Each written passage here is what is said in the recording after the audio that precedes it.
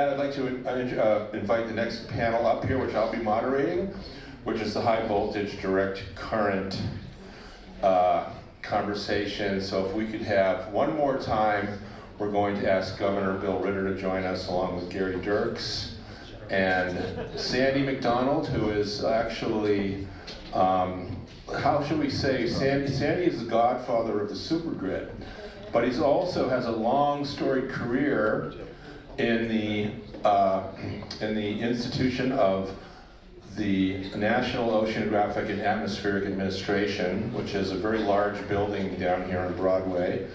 And we want to thank Sandy for his years of dedication and service to our country, and also for inventing something called SOS, or Science on a Sphere, which is one of the great teaching tools. And I'll just tell you that when Sandy was at the U.S. Pavilion in 2009 in Copenhagen, I happened to be there at the COP 15. He showed us what this Science on a Sphere could do. And he had classes from all over the world, about 5 or 10 of them. I can't remember, Sandy, what that was. But they synced up the times, and he was able to have a teachable moment with students in Australia, students in Africa, students in America, all dialing in at the same time to Denmark to see his Science on a Sphere go back 4 billion years and bring us forward in terms of climate, in terms of what's happening in the real world. And now we're going to let Sandy tell us about what it means to have a high voltage direct current supergrid. Thanks, Sandy. I want to thank Chip for the opportunity. Very excited about what I've seen here at AREDAY so far. It's my first one. And as Chip mentioned, I had a career in weather and climate. First 30 years, it was giving talks on the climate crisis is much bigger than you think it is back in the 1990s. About 2005, I had a major epiphany. And the epiphany was, we really are not going to be able to stop this train. It's going too fast and the cliff is too close without some real changes. And I started concentrating on the issue of energy. And if you think about it, how can we decarbonize? And it's nuclear is one possibility. There's been a lot of history and work on that. But the real opportunity is why we're here today, and that is wind and solar. Can we build globally, not just in the United States, but globally, can we build a global energy economy that is decarbonized? And the epiphany essentially was this, that we are headed toward a huge destruction of the biological heritage of Earth. In Sheila's introduction, she talked about that. And there's a book that I've been spending 3 years in writing. My wife says I'll never get done. But it's called 3 Choices for Earth, and there's a picture of a tarsier. The tarsier is nearly extinct, but it's your 6 million generation great-grandmother. And there she is, looking at you with those big eyes in the lower right. We are headed toward an ocean that is 80% more acidic later this century. We're headed toward temperatures 10 degrees Fahrenheit warmer on the northern hemisphere land. And that means a huge die-off of our existing biological heritage unless we act now. So in my role as head of the Earth System Research Lab here in Boulder, and also responsible for all the NOAA research labs, we set out to study, could wind and solar provide all of our energy? Not just the electric sector, but replace the fossil fuels, the petroleum, the natural gas. Could we replace everything? And so if you look at a supergrid, here's a picture of it. The idea is it's like the interstate highway system, except it's a supergrid for electrons. and it connects very nicely with these ideas in hydrogen. We saw in the CCS discussion the dangers of blue hydrogen, but we can have green hydrogen. We can use electrolysis to make it, to create hydrogen feedstocks, and to replace it if we can simply replace all of our primary energy. So in my book, I basically said we have to reach net zero globally below 500 parts per million of carbon dioxide. That means we have to start now. The more likely case is we're going to end up at 700 parts per million. That means that we don't figure this out until the 2040s and we get going then. Honestly, that is too late. And then there's the one that wipes out not just the biological heritage, the 700 is the one that wipes out the biological heritage.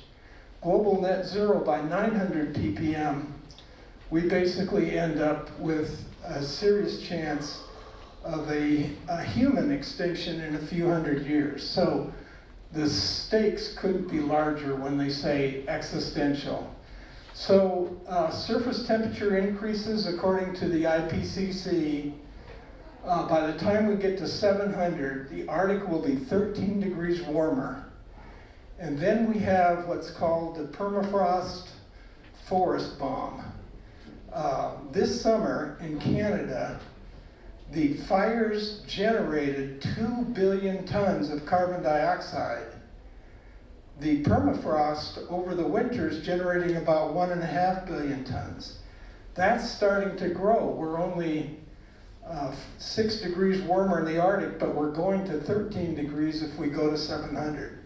So there is a reason that we have to act very fast. We don't have time to start in the 2040 and 2060. We have to act now. Now, why do I think we're going to 700? The Energy Information Agency of the US is independent from DOE. They get to actually say what they think is really going to happen. And what they say in their report is between now and 2050, there will be more petroleum usage in the US than there is now. Between now and 2050, natural gas is going to go up quite a bit, coal's going to go down a little. Basically, we have a set of policies. I'm hugely positive about what's being done in things like the Inflation Reduction Act and so on. But to be honest, it's a global problem, and even in the US, our policies are not going to get us there. And I'll say why in just a second. The answer that our team here in Boulder, the NOAA lab, came up with was wind and solar work only if you can move it from where the wind is blowing at every instant, the energy, to where it is being used. And both of those vary. Demand varies and wind and solar varies. So we can achieve net zero CO2 emissions at comparable or lower cost, but you can only do it if you essentially get all your primary energy. Here I say 85% wind and solar, the rest is hydro and nuclear. We could have that system by 2050 and it would work. It's a solution. But you have to have continental supergrids. Our existing transmission was designed for fossil fuels. So if you basically build a big coal plant, put it near the city, or a big nuclear plant, and you have one-way transmission, all the power starts in the coal plant and goes to the city, okay, that's fine. That's not the system that we need. Right now, we need a system that's two-way. You have to generate across the country all these rural people who really have been economically disadvantaged. That's where we build these wind farms, these solar, and you basically have to have the ability to move that energy two-way to make that happen. Here's a quick example. This is a evening of January 7th, 2022, the playoffs are going. Eastern United States has got no wind and no sun. You have a 40 billion watt shortfall, but out west, there's sun shining in the southwest, there's winds blowing in the Wyoming and the Dakotas. You have to be able to move energy, continental scale, if you're going to have wind and solar be your 85% of your continental energy. My team worked for 7 years. We published in Nature Climate Change. Nature magazine takes all their articles and looks at them. This basically said we can solve with supergrids on all 6 inhabited continents. We can build a decarbonized system. This was ranked in the 95th percentile of all Nature magazine publications. So what did we say? Well, we said we used a supercomputer that we had there in Boulder all the way back in Tim Worth's day, and David Skaggs and our other Boulder people helped us get a big supercomputer there. And so we used it to model and design national networks that would be able to get to essentially 80–90% solar and wind energy. Our current system, every time we tried that in the supercomputer, we're limited to about 30% wind and solar. The rest has to be natural gas plants, and if that happens globally, we're sunk. You have to get to a totally decarbonized system. We didn't use subsidies or anything like that. We created a national real-time market. We had the supercomputer design this, and essentially it said, we can do this. The real revolution has been that wind and solar energy. If you build a big wind farm in Wyoming right now, you can produce wind energy for 2.4 cents a kilowatt hour, according to Lazard. You can go to Arizona, where Gary and the people have all those photons, and you can produce solar energy for 2.4 cents a kilowatt hour. Nuclear right now, 16 cents. Coal, 9 cents. This is a huge revolution, but it doesn't work unless you have a supergrid. So here's the system that our supercomputer designed. Those little thin lines are the supergrid. The green things are the wind, and the red things are the solar. It didn't put it all in one place. It spread it across the country. So basic idea that I have in my book is that it's a national and global emergency. Build this thing as one thing, like Eisenhower built the interstate. You basically say to the railroads, which is already actually in legislation, this is a national emergency. You can make a whole lot of money and help this country. We'll put these underground big cables that carry billions of watts along railroad right-of-way. So here's that example. It's an anywhere-to-anywhere network, just like your phones. And it's trying to not let me do something here. Okay, I'll try again. So just sort of to jump here, what you have is anywhere in the country you can get 100% reliability, because if you have your green hydrogen gas plants, they can be anywhere in the country. If you're short of energy in Florida, you can get it there. It can be being generated in California. And you have battery dispatchable and others. So our paper in Nature basically said this whole thing can be highly reliable and low cost. What does that look like? Well, there's a company called Sioux Greenline that is building one of these. They proposed it. They got there right away in 2 years. Contrast that with trying to build a big high transmission line. It can be done like SunZia, but it takes 20 years. This is sort of saying we can't wait 20 years. Basically, you go back to what Eisenhower said, which is, if I can't solve a problem, I make it bigger. And that's what he did with the interstate highways. That's what Lincoln did when he said, we need transcontinental railways.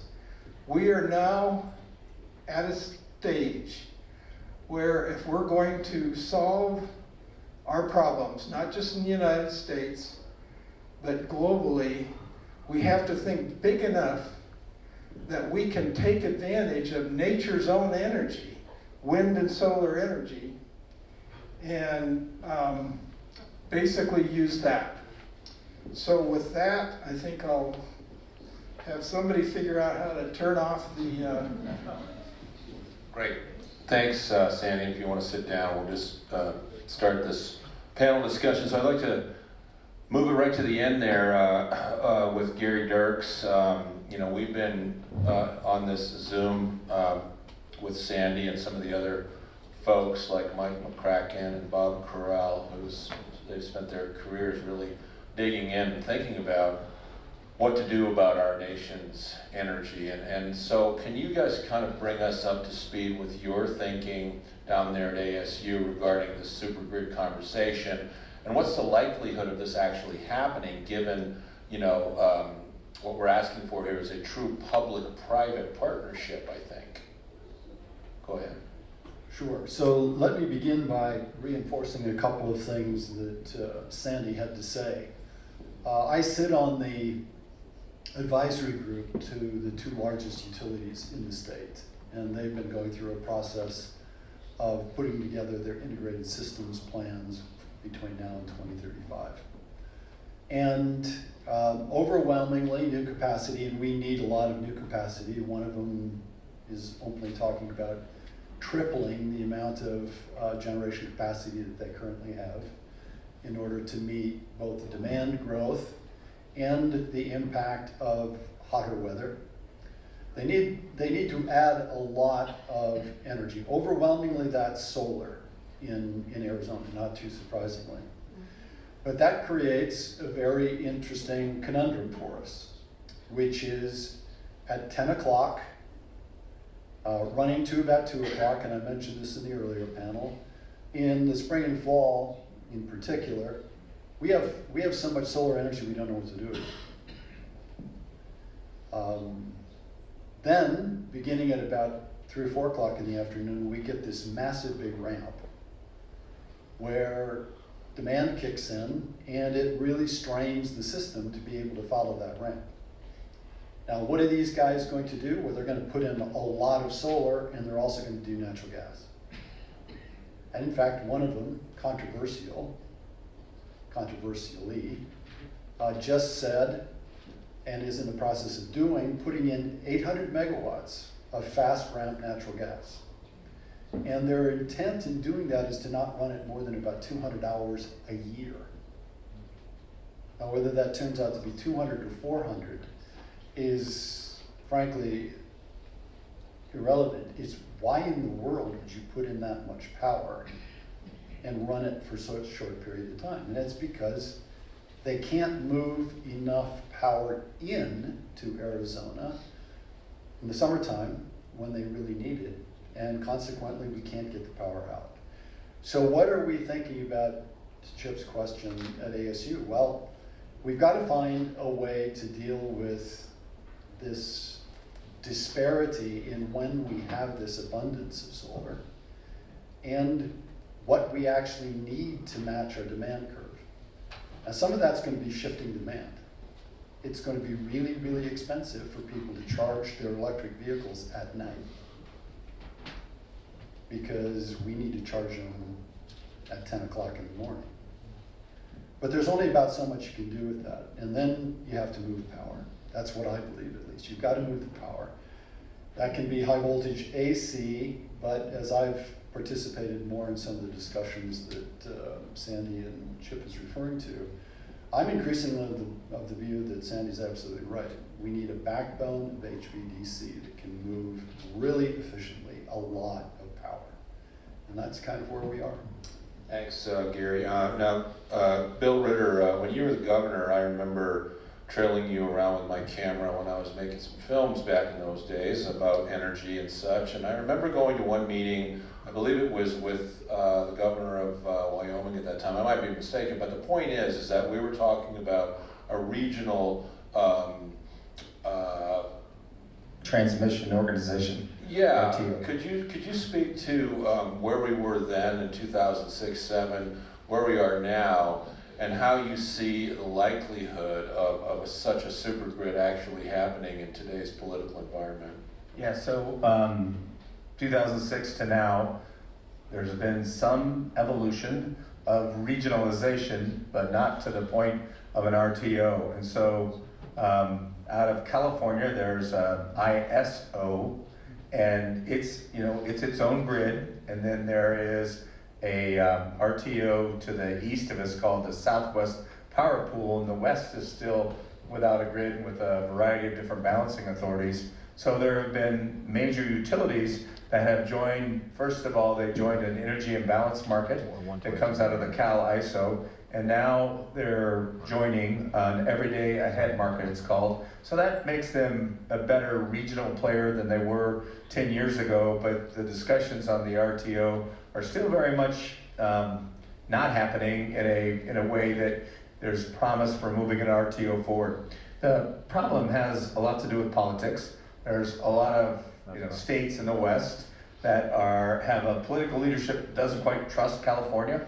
And I would say the single biggest issue, if you go to Wyoming, go to Montana, go to Idaho, go to even Utah, they are states that believe that Colorado, California, we have our climate goals, and that if they have customers who are paying for transmission built by their utility, they're in part going to be subsidizing these clean energy goals or climate goals in California, Colorado, New Mexico, other states. Nevada has a climate goal as well. And so, they look at this and say, no, our folks don't want to pay. Well, there are ways to do cost allocation.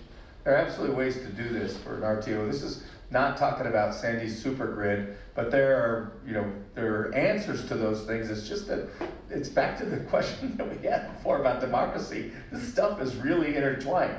So let's take just Sandy's idea. I had a lot of conversations during the days of the Clean Power Plan because we convened the governor's offices. And, first of all, they said, well, you can't get transmission permitted very easily in the West. It takes a long time. Idaho had a transmission line that took 13 years from the time they conceived of it until the time they got it permitted, not built, but permitted. And, especially on federal land, it can be quite difficult because of all the processes that are federal. Nevada's 85% federal land. Idaho's 66%. States like Montana, Wyoming, Colorado are in the 40s, the mid 40s. And there's just different processes. And there's Bureau of Land Management land that's under the Department of Interior. There's, forest land that's under the Department of Agriculture. And so, we do have to have some thinking about reform. I don't disagree at all with Sandy in the need to think about a super grid as part of this. The stat that we think about and the world that I live in with renewable energy and state work on that, we're going to have to triple the pace at which we're building renewables by 2030. And when we get to 2030, to get to our 2050 goal, we're going to have to quadruple the pace that we just tripled. So the build out of renewables in this country is going to have to be massive, and that is going to require a new grid. So we went to the White House with utility CEOs to say, this is too tough right now to really permit this stuff on federal land. It has to be easier, and it's been part of the conversation about permitting reform. There's some real important social justice, environmental justice questions around that, but it's something that we ought to think very hard about in terms of how we build out the grid. We did talk to the White House as part of that conversation I mentioned earlier, where I was talking to CEOs of utilities and CEOs of environmental NGOs, environmental justice groups, and the White House crowd that came in with President Biden was not about building a super grid. They wanted to build more interconnections and more ties. So they passed this infrastructure law, which would have been an opportunity to think about, a whole different grid, kind of an Eisenhower moment, and they passed on it. They passed on it. They did develop a grid resiliency innovation partnership. So they stood up a new office inside the Department of Energy called GRIP. And there's 3 different levels of funding that come out of the Department of Energy, 3 different categories of funding that are about grid resiliency, grid modernization, and technology necessary for grid modernization, but they still haven't attached themselves to this idea. And so we don't have, it's the most climate-friendly administration I think we've had. I think President Obama probably ran a very close second. But the Biden administration, the folks there believe, this is a crisis, we need to address it, we need to address it quickly, and we did not get out of the bipartisan infrastructure law or really the Inflation Reduction Act what would be required to do what Sandy's contemplating. So the politics of that are very, very difficult. The last thing I'll say is there's a real siting question, S-I-T-I-N-G, on the renewables part of it, and even if you use railroad rights of way, we're running into this all over the country, what we call NIMBYism, right? Not in my backyard, organized opposition against the development of wind and solar arrays that are utility scale. We developed a new term inside of the Center for the New Energy Economy. It's called NIMSB, not in my second backyard, because we get all these people that are like, environmentalists and conservationists, but man, just try and do something across from their ranch, and it really becomes sort of a problem, right? That powerful people who believe that the environment still, are concerned about transmission coming in too close to them.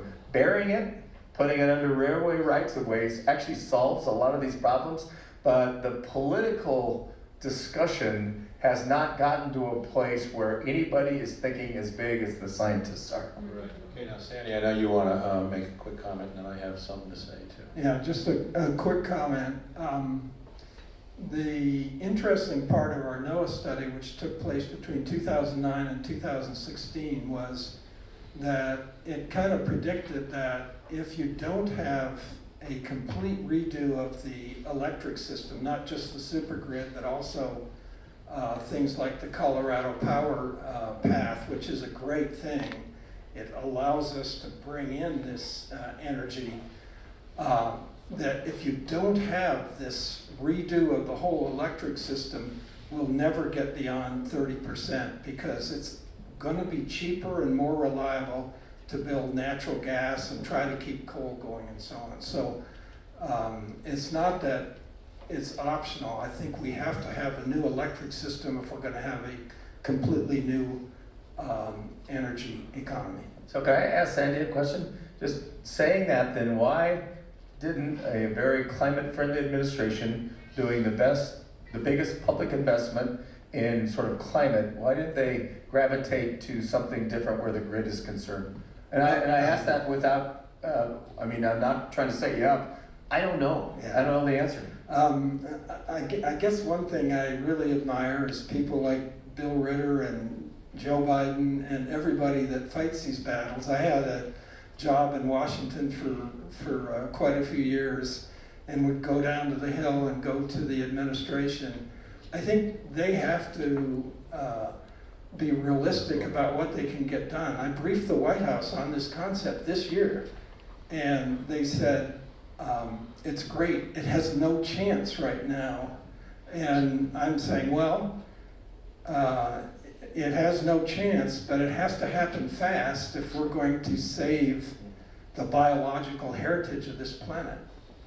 Thank you. So just for a quick refresher for the audience, just so they understand what really is on the table here. The U.S. grid is comprised of 3 parts: the eastern grid, the western grid, and the Texas grid. And they don't really talk to each other very well in terms of the interconnects. And on top of that, they're regulated by the FERC in Washington and then 50 state PUCs, Public Utility Commissions. Now, the transmission grid has built out in this country according to the growth of the population. So let's go back to when we really started about 100 years ago.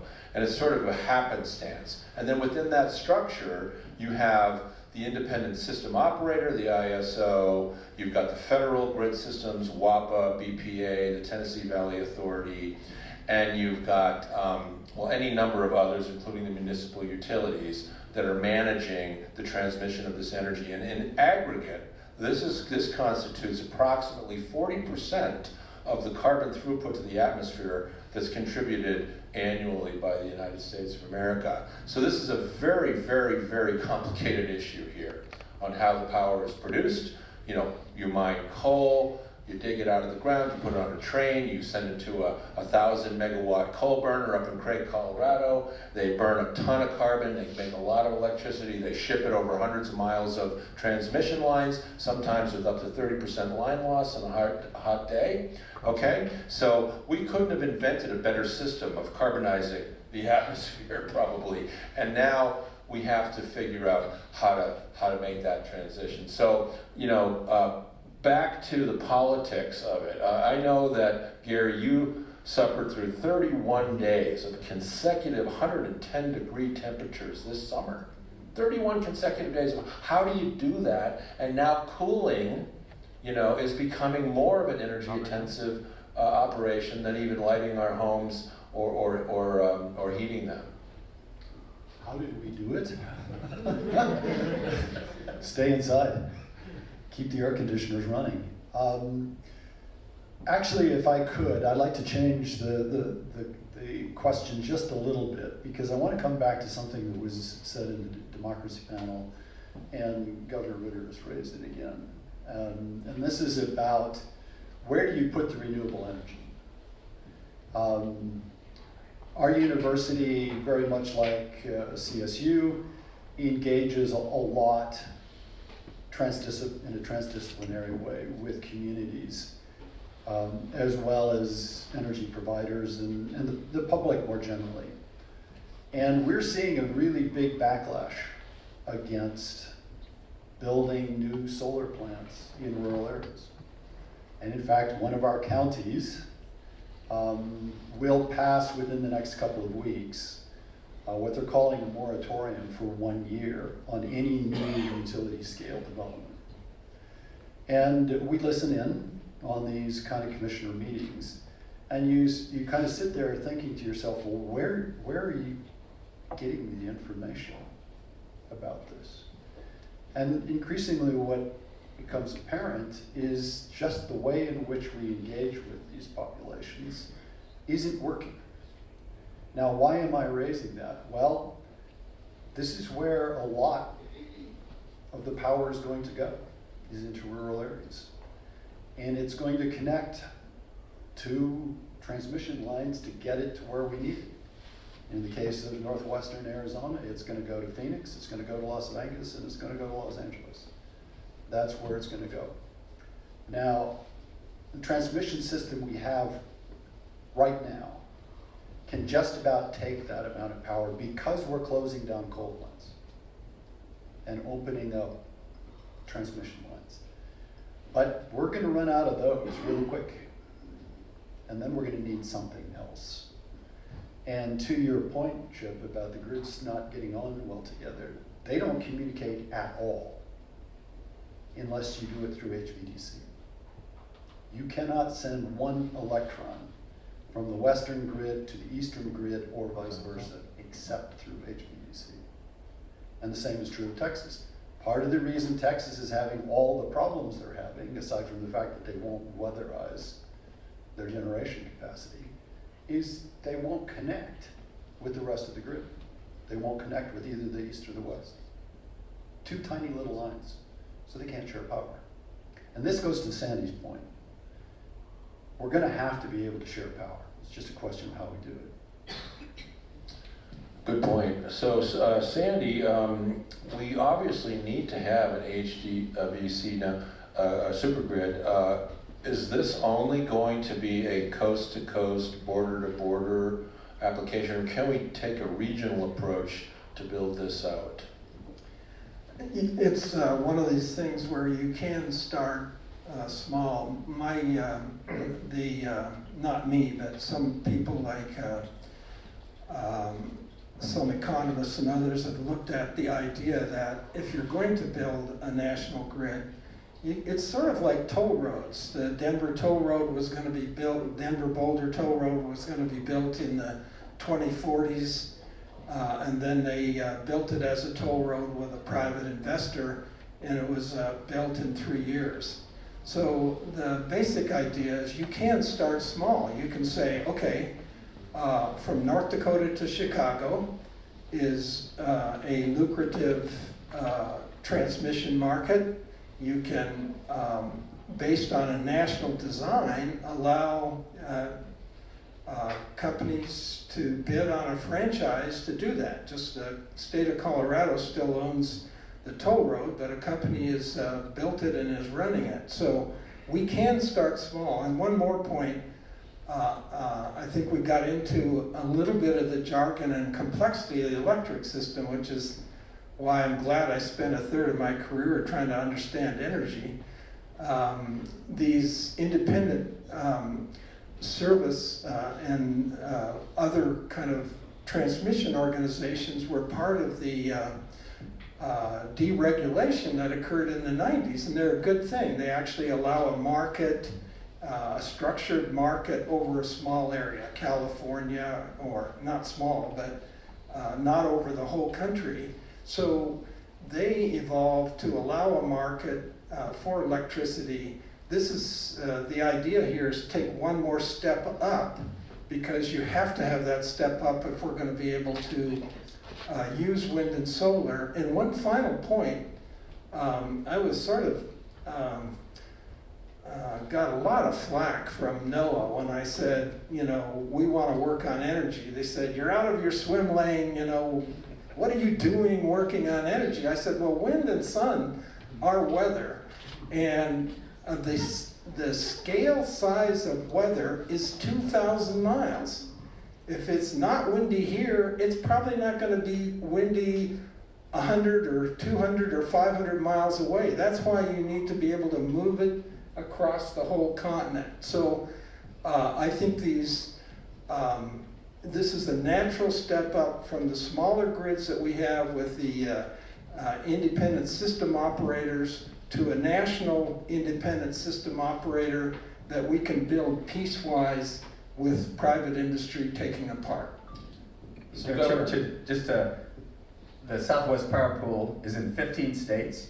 They'll have days in January and February where 75% of all their power comes from wind in those states. And so it's kind of to Sandy's point, and there's trapped wind in those states that's not being taken onto the grid. So imagine that's the kind of the spine of the country, the middle of the country. You can move that east and west. You could provide power to a lot more people that's wind energy than just the 15 states. I'd like to turn the conversation to the economics of such an undertaking. Now, I think, Sandy, we've talked about maybe a $3 trillion number to get, which is, you know, let's remind everybody that America has a $25 trillion annual GDP, and we can do this. And actually, you know, now that we know how we deficit spend, I mean, everybody can say the word trillion all of a sudden, right? And so, and that's a recent development. But the point is that to incentivize the private sector to want to work with the government in order to do this, you know, what's it going to take? I understand they're doing this in China. They have these super grids that are going in there. Other places in the world. What's it going to take to do it in America to incentivize Wall Street to make the investment? Well, a quick comment, and again, this is the tough thing. You have to think of all of it. So we do have an arm's length deal. I took a bunch of MBA courses when I got my PhD in meteorology. So the professor said, well, don't believe anybody's cost figures. Wait until there's actually somebody who's building one and see what they're charging. So in the Sioux Green Line from Mason City, Iowa to the Chicago area, the estimate is $7 million a mile for 2 billion watts. If you scale that to a 60,000 mile network that I just showed, it's $2 trillion, which is not a lot of money, especially when you consider it's for like a toll road where you already have customers who are going to pay your mortgage or your capital costs. So it's not monstrously costly because it's not something that goes on the taxpayers. It's basically they're going to pay for an additional 2 cents per kilowatt hour. So if you're in Arizona and you produce it for 2 cents, which is where we're about to get, you produce the power 2 cents a kilowatt hour, you add 2 cents and you can sell it in New York. So Gary, you want to put your 2 cents in? I would like to put a couple more cents in. Several of you have mentioned other parts of the world, and I do think it's worth looking at what's happening in other places. China, for example, has more installed wind than the rest of the world combined. And what are they? And a lot of that's out in the middle of nowhere, in Inner Mongolia in particular. What are they doing? They're building some of the biggest HVDC systems on the planet. Not only HVDC, but they're building really big ones. I think for the United States, we really, really, really need to watch Europe. Because what the Europeans did in cutting themselves off from oil and especially from natural gas from Russia is just an incredibly breathtaking thing that they did. Now, admittedly, the first thing they did then is go out and contract for floating LNG terminals and sign up a lot of contracts. But they're also undertaking one of the most extraordinary build-outs of renewable energy any place on the planet. And they're linking it up with HVDC wherever they can do that. I think we're going to learn a tremendous amount by watching what they do over the next 5 years or so. Yes, and let's remember that the United States and China together have half of the world's GDP, out of the 80 trillion annually by 193 countries. US and China have half of that. US #1, China #2, but they also together put up about half of the CO2.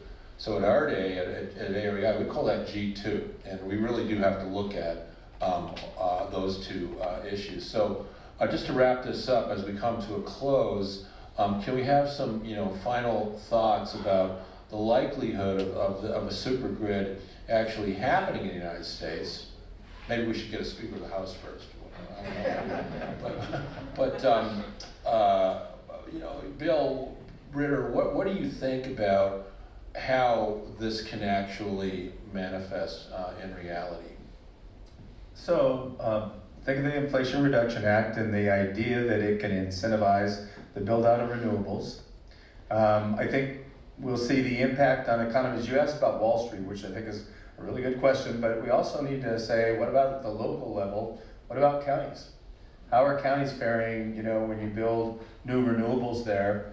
There's a conservative group, the Western Way, that did a study of 2 counties contiguous in Colorado. One did not embrace wind, actually may have had a moratorium for a time. The other embraced wind, and the difference is $235 million in their tax base, Washington County and Kit Carson County. So thinking about this at the local level, because it's not just that we need to build out a super grid, we need to massively infuse the grid with renewable energy, and you should think about that as a system, right? And I think that the Inflation Reduction Act is going to have this positive impact on our build out of renewables, and over time, and I don't know how much the time is, I think the country may get to a place of saying, well, we have to have a grid that can accommodate this in a way that really does reduce emissions and where we're accomplishing goals. I think when the White House said, listen, it's impossible, they're probably talking about the politics in Congress, right? They're talking about the makeup of Congress and the inability to pass things, even in a sort of democratically controlled Senate, because you still have, a senator from West Virginia to contend with on things that will see fossil fuels go away. And so I think it is a difficult conversation in the Congress, absolutely, but if we are successful in the build out of renewables over the next 7 or 8 years, then I think a grid, a super grid, a supercharged grid around the country is going to be sort of a big idea that somebody's going to embrace, like a Dwight D. Eisenhower, and we're going to get it. Right, and Gary, you have some thoughts? Well, I'd like to offer another possibility that we could think about. I think it's going to be very instructive to see what happens with these hydrogen hubs. Because the idea there was to create a national network. It is to create, not was, is to create a national network. And do it by creating these hubs that will ultimately link together. Now, as I said in the earlier panel on hydrogen, we in Arizona and Nevada are almost certainly not going to get one. But we brought $6 of private money for every dollar we asked for in government money. None of that came from fossil fuels. That's all from companies that are new to hydrogen and want to get into it. I have no reason to believe that's not going to be the case for all of the hubs. The leverage is going to be enormous. Now, if that works, there's your model for HVDC. Just do it again, link them up. Great. Now, Sandy, let's let you have the last word on this panel, and why don't you bring us home? Okay, we're talking about democracy. We're talking about the future of the planet. We're talking about the energy system. If you think about sun, here's a surprising fact. The place that gets the most solar energy on Earth are 2 points. They're for the summer and winter solstice, namely the North Pole and the South Pole. On June 21st, the North Pole gets more solar energy than anywhere else. Actually, if you look at solar energy, there's only a factor of 2 difference between the equator and the pole, because they get so much more as the sun, as the Earth is tilted. So wind and solar are naturally, globally occurring much more than oil and gas. South America and Africa have only a few percent, Africa, sub-Saharan Africa, not North Africa, they only have a few percent of the Earth's oil and gas. And they've been disadvantaged hugely for the last century. Sun and wind are distributed over the whole planet.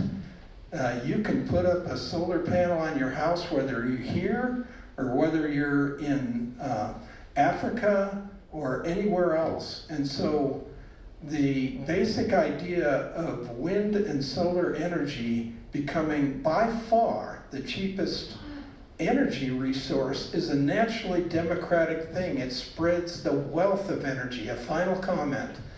My hometown, Glendive, Montana, is about the reddest in a red state. And I go back there every summer. I rub elbows with all my friends who have their Trump signs out.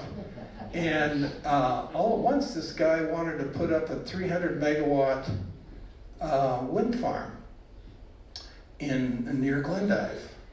At first, they were really against it. Then they discovered that they'd get $7 million of tax from the wind farm, and they kind of changed their tune. Wind and solar are very democratic. They spread over the rural areas that have been cheated and marginalized, like my hometown, and they, I think, see the economic advantages. And so this is not just an energy modernization. It also gives us, I think, a better shot at democracy in the U.S. and globally. Well, I just want to thank the esteemed panel here. Let's give them a big round of applause.